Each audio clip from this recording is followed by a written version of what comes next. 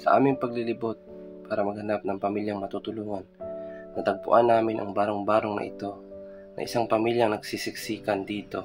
Ang kapirasong papaglamang ang kailang tinutulugan ng tatlong magkakapatid at kasama ang kanilang ina. Labis ang pagtangis ng kanilang ina dahil gustong-gusto niya ito mapaayos para sa kanyang mga anak. Bakit napapaluha kayo, ate? Sa bahay po kaya nagtutulog. Gusto niya talaga magkaroon ng bahay at syempre at the same time ay makauwi rin yung kanyang asawa dito at magkasama sila. Tara mga kababayan, samahan niyo po ako upang alamin natin ang kwento ng buhay ng pamilyang ito. At sana sa pamamagitan ng bidyong ito, matulungan natin ang ating isang kababayan na mapaayos ang kanyang bahay para sa kanyang mga anak. So ayan, isang mapagpalang hapon ano? Hapon. TikTok. Ngayon mo lang ako nakasawa sa vlog. So ayan, isang mapagpalang hapon po sa ating lahat at welcome back po sa ating YouTube channel na Probinsyano 2.0. So ngayong hapon, dito po kami sa may Barangay Gabon, Purok 5 po ito. Yeah. At may ni-repair po sa atin si Chairman, no? SK Chairman. At si Daddy D. At si Daddy Donut na isang pamilya na tutulungan dito sa Purok 5. Yung kanilang bahay po ay talagang kawawa yung kanilang bahay kung makita ninyo. Pero bago ang lahat, magpakilala muna kami sa inyo. Ako po si Probinsyano 2.0, si Daddy Donut TV, si Vincent Calyada. First time ko po na may sama si Vincent Calyada sa ating vlog. Yan, supportahan din po natin ang kanyang YouTube channel. At si Chairman, ayan, ang pangalan? Chairman, ayan, si Chairman Judy Lynn. So tara po, kausapin natin si ate, yung may-ari ng bahay, at alamin natin ang kwento ng kanyang buhay. So ayan mga kalingap, kausapin po natin si ate. Hello ate, magandang hapon. Ako po, bago po ang lahat, ako po magpakilala sa inyo, no? Ako po si Probinsyano 2.0. Ang pangalan ko po ay si Kuya Rene. Kung tawagin, pwede nyo kung tawagin Kuya Rene. Ayo po, ano po yung pangalan te? Tunay po. Opo. Justina po. Justina? Ang yung tunay? Tunay po. Ay yung ano po, yung piki. Tunay. Ay yung pala yung tinay. Nagulat po kay ate. Sa ate, pwede ba makita yung loob ng yung bahay? Ay, grabe mga kalingap po. Sus. Ay, sobrang ko. So pa, ay. Ano? Ay, natulog pa. Natulog talaga po. Natulog pa ito. Si... Grabe. Ate Justina. So, Ate Justina, upo tayo dyan. So, paano kayo nagkakasya dito matulog? Ay, baganya na lang po. Paano? Paano po kayo natutulog dito? Baganyang paba po. Pahaba kayo natutulog? Opo. So, ilan kayo natutulog dito? 4 po. At Apat? madating po yung asawa ko po. So, bali, ilan pala po ang inyong anak? 3 po. 3 po ang inyong anak. Ilan po ang babae? 2 po. Isang lalaki. Sa lalaki lang. So, nag-aaral pa po sila? Nag-aaral po. Anong grade na po yung panganay? Grade 9 po, saka grade 7, grade 4 po. Grade 9 po yung panganay, yung pangalawa grade 7. 7, yung bunso ay grade 4. So may asawa po kayo? May asawa po. Saan po ang inyong asawa? Nasa Manila po. Kaso po ngayon nagabiyahe po. Pauwi dito sa... Pauwi po. So anong trabaho ng inyong mister? Construction. Sa Manila, construction worker. Matagal na siya doon? Matagal. Nagtatrabaho construction worker? So ano po ang kanyang uwian? Monthly or every 2 months or ano? Ngayon lang. So ilang taon na siya sa Manila? Mga 3 taon na. Ganyan po. Tapos ngayon lang umuwi Ngayon lang po. kasi mahal na araw. Panaraw. So bali ano po ang inyong komunikasyon sa inyong asawa? Ay ano lang po. Video call? Opo. Yung messenger ano? So kamusta naman ang inyong buhay dito, Ate Faustina, di ba? Opo. So kamusta naman po ang inyong buhay dito? Kaso lang po, pag nag-uulan po, nababasa po kami dito po. Ang lahat ng gamit ko nababasa. Kaya pag nag-ulan po, nakatayo kami dito. Nakatayo lang po kayo? Po. Allah. Sus, grabe yung mga kalingap oh. Tulo na nga po, mga pulot-pulot na nga po. Grabe. So itong lupa ng anong tinitirikan ng inyong kubo-kubo ate, kanino po ito? Kaya sa magulang po namin. Sa magulang nyo po. Yan Ate Faustina, napapansin ko sa inyo, emotional kayo, napapaluha kayo. Bakit po? Bakit napapaluha kayo, ate? Sa bahay po kaya nagtutulog. So, hirap talaga ang ganitong sitwasyon, mga kalingap. Alam nyo, kung dito kayo ngayon sa kinatatayuan natin, makikita nyo dami pa ditong ano, ito oh, yung mga sabit-sabit. Pag maalis pa mga bata kayo ni para madali pong makuha po nila. Panyo po, ganyan. So, ate, hindi kayo natatakot dito? Baka may mga ahas o ano? Hindi kayo natatakot dito? Baka may ahas? Ay, nagamas naman po ako sa may likod po. Baka may mga ahas dyan sa ilalim, gagapang-gapang, nakakatakot. Tingnan nyo mga kalingap po. Ayan oh. Ay, grabe.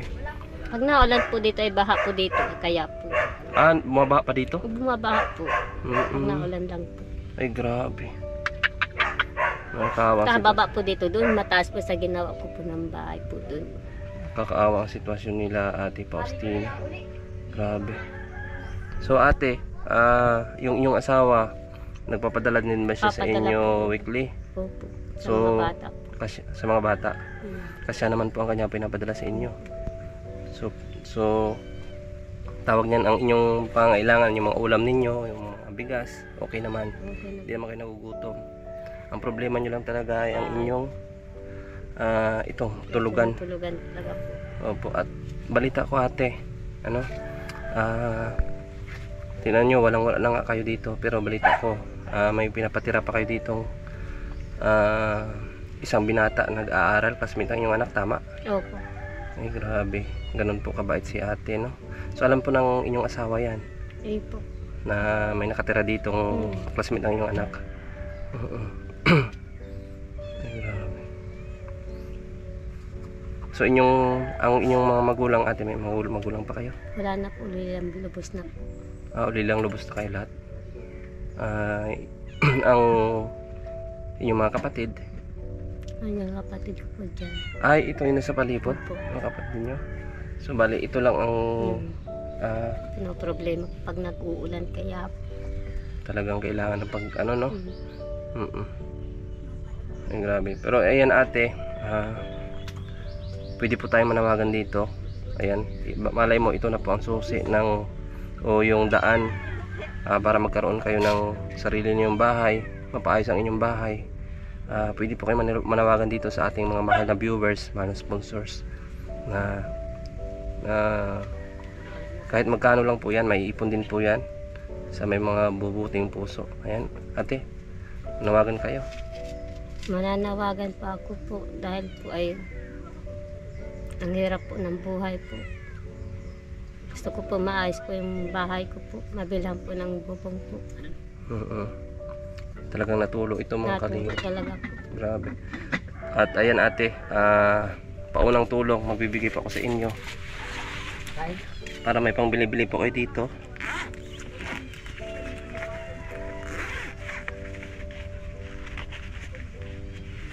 So ito ate, ayan, 1,000 pesos. Salamat po.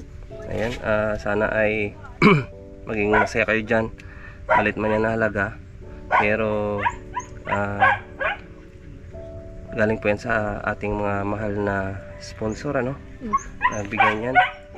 Galing po yan kay Tita Nina ng Canada. So maraming salamat po kay Tita Nina sa pinapaabot niya mga tulong sa atin, at naitutulong din po natin sa mga mahal na kababayan natin. Lalo pa po ang mga ganitong sitwasyon ng kanilang pamumuhay. So ano masasabi mo ate Faustina? Maraming salamat po kung makakatulong po sa akin po.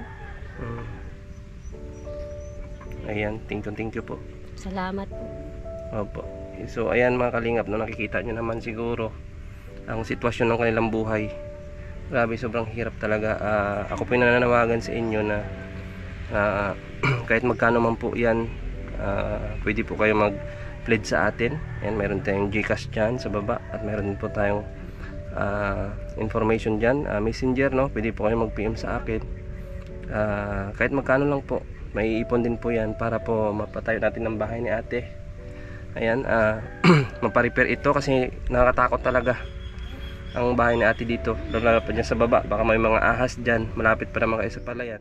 Malapit talaga po. Yan baka mamaya may mga bigla na lang lilitaw dyan yung mga ahas. Tagpi na lang nga po yan. Oo, tagpi-tagpi tayo mga kalingap po. Ay grabe. Pag lakas talaga po, lakas rin po. Mm. Tulo din po dito. So naluluha si ate, no? Emotional si ate dahil gusto niya talaga magkaroon ng bahay. At syempre the same time ay makauwi rin yung kanyang asawa dito at magkasama sila. So pag sakali ate na magkaroon ka, may mga mabubuting puso na magbigay sa inyo ng bahay, ano? Ito pa lang yan po mabubong ang bahay ko po. Wala imposible sa Diyos ate. Yun talaga po, sa Diyos talaga po. Ang gagawin natin dyan ay mag-pray tayo. Dahil dito sa vlog na ito, malay mo ito na ang kasagutan ng inyong hinihiling, no?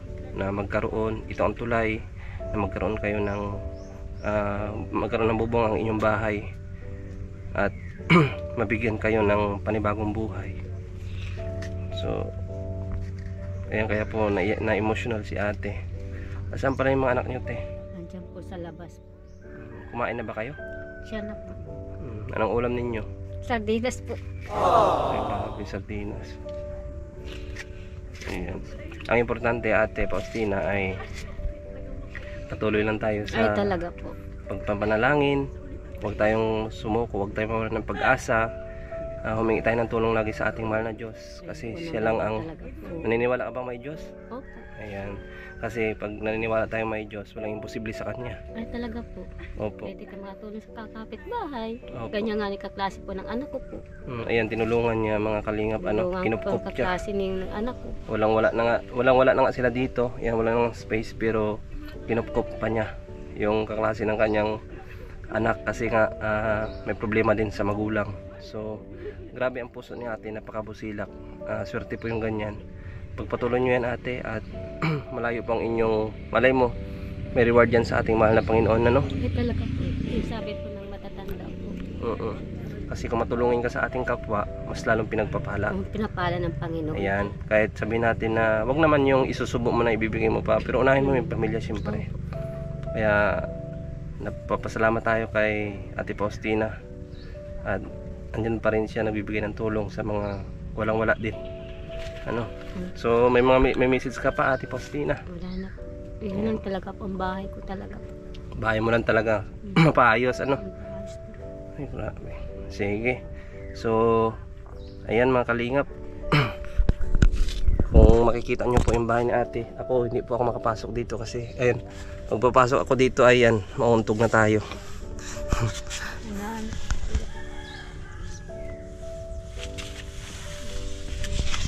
So ayan mga kalingap, ano, hindi na tayo pumasok dun sa loob ng bahay ni ate kasi sobrang sikip, mauntog tayo.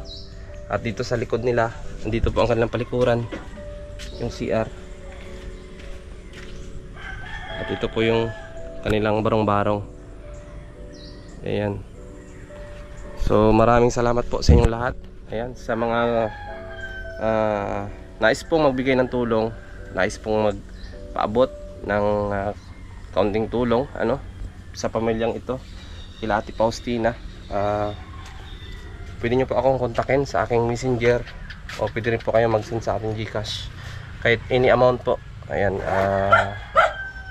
may ipon din po yan, no? So maraming salamat po, at patuloy lang po natin suportahan ang channel ni Kuya Bal Santos Matubang, Kalinga Prab, ayan, Robel Balalag, Rachel Morales Vlogs, Daddy Donat TV, ayan, si Vincent Calyada din, tulungan din natin ang kanyang channel, ano? At marami pa pong iba, ayan, na mga charity vlogger na patuloy na tumutulong dito po sa bayan ng Kabikulan. Ayan, maraming salamat po, at syempre ang abang lingkod ninyo, ayan, suportahan nyo rin po ang aking YouTube channel, Provinciano 2.0, para mas marami pa po tayong matulungan. Shoutout nga po pala sa mga nagbibigay sa atin ng tulong at nagtitiwala. Ayan sila, sa lahat po ng ating mga sponsors na nagtitiwala sa atin. Shoutout po sa inyo, at hindi ko na po kayo maisa-isa. Ayan, sa lahat po ng mga viewers, ayan, subscribers natin, paki-like at share po ng ating video para mas marami pa pong tayong matulungan, at malaking tulong po yan sa atin. So ate, hindi na po kami magtatagal. Salamat po. Opo, pag may blessings na darating sa inyo, babalik ako dito Opo. para ibabot sa inyo ang tulong na yun, ano. Opo. Ayan, thank you po ate ha. Salamat po. Ayan. Bye-bye po. Bye po. Ayan, si ano po nag-repair niyan, si chairwoman. Ayan, salamat po sa kanya. Talaga matulungin pala yung chairwoman dito, ano, sa Gabon. Ayan. Chairman. Ayan, salamat po. Salamat din Sige ate, dito na po kami. po. Salamat. Thank you.